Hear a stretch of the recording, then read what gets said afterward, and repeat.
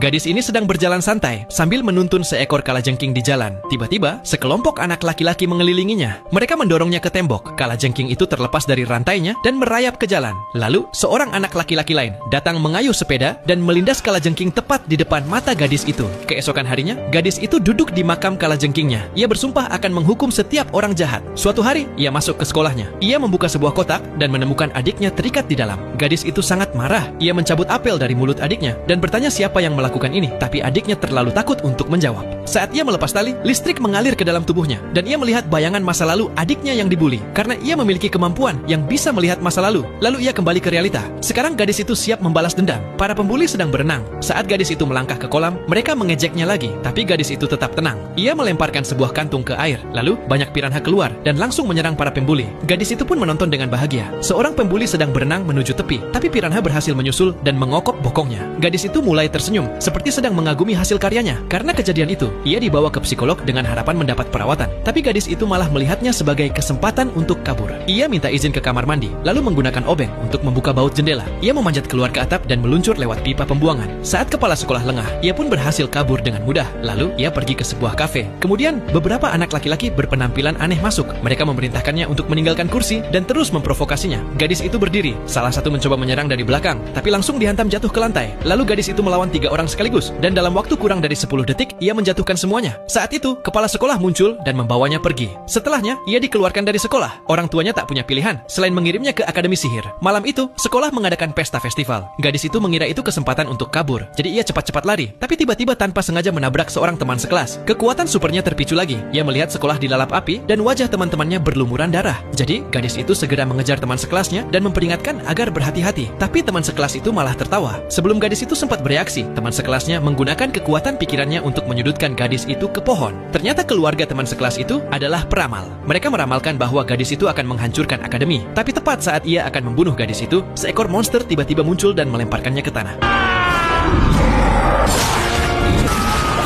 Jadi, apa pendapatmu tentang gadis ini?